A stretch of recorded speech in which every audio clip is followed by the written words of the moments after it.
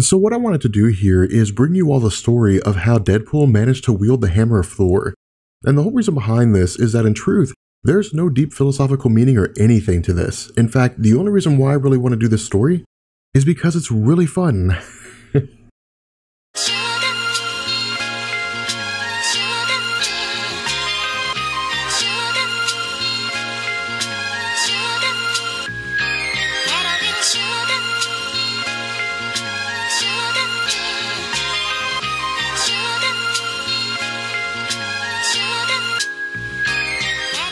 So if you recall my previous videos on the history of Deadpool, we had talked about how Joe Kelly had taken over the character in 1997 and launched a solo series.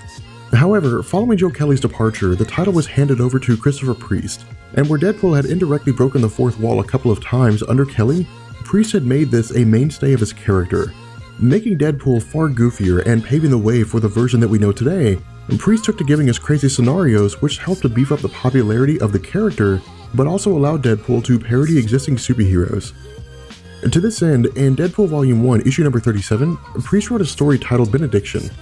Appearing to Deadpool and claiming to be his father, Loki had hatched a scheme that would allow him to depower Thor, leaving Loki the opportunity to take over Asgard without Thor's interference. Due to Mistress Death playing a large role in the life of Deadpool and that the two of them have had romantic meetups, something that we've discussed in great depth in previous videos, Loki seemingly kidnaps Mistress Death and places her under a spell akin to Sleeping Beauty. While Deadpool appears to simply be playing along with Loki's scheme, this comic also serves the purpose of moving Deadpool's breaking of the fourth wall away from something that was simply comedic to the moment in which Deadpool realizes that he's actually in a comic book. While it's only subtle and Deadpool doesn't make a huge fuss of it, he's informed by Loki that there's actually a man on a typewriter writing out his stories. Again, this is extremely short and Deadpool cuts Loki off before he can finish. But for many fans, this highlights one of the most important moments for the character in the transition from Kelly's Deadpool to Priest's Deadpool.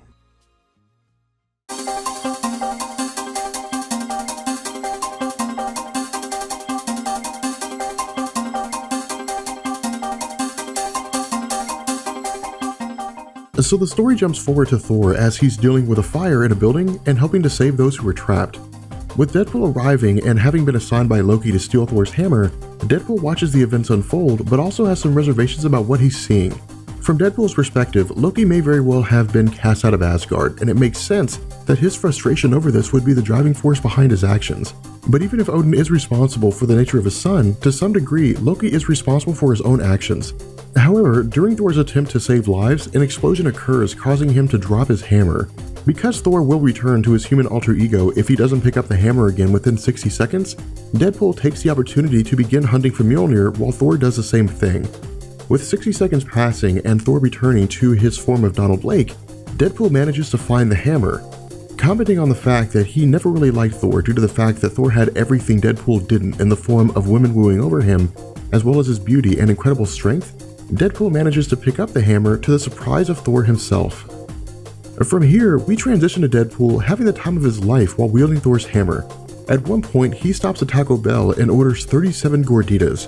Why he does this or what this has to do with the powers of Thor are completely unknown, although this is probably because gorditas are amazing.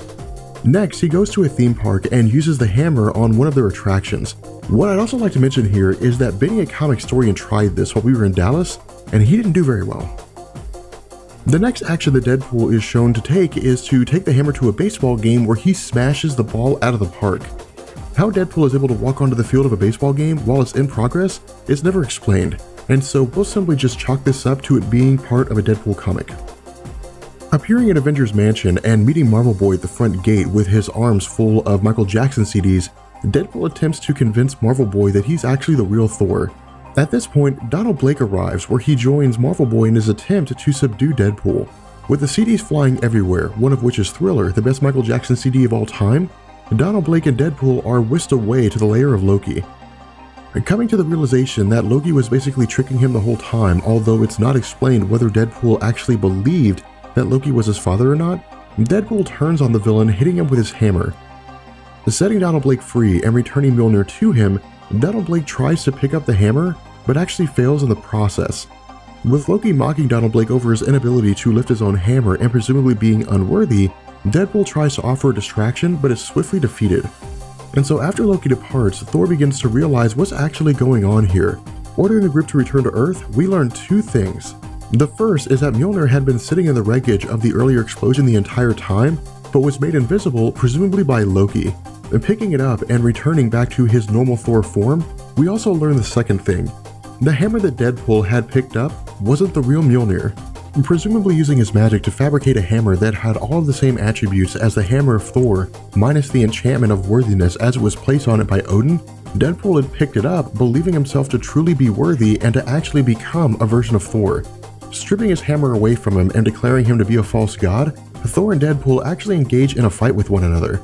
After Deadpool declares that Loki is right and that Thor is arrogant and haughty, Deadpool states that he's actually going to teach Thor some humility, at which point Thor takes both hammers and smashes them together against Deadpool's head. Coming to the realization that this might be his cue to leave, the story ends with Deadpool simply just returning home.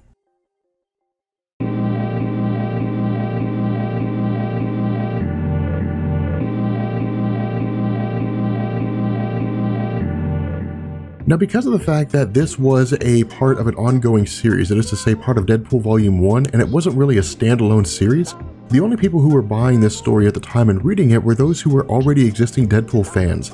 And so for the most part, I haven't really been able to find any information regarding whether or not this story was popular among the mainstream. Of course, with Deadpool fans, we know that it was popular because they were reading it, but among those who were not reading Deadpool stories because they weren't purchasing it, there's really no information to go on here. With that being said, we're going to bring this video to an end, and I will catch you guys later. Peace.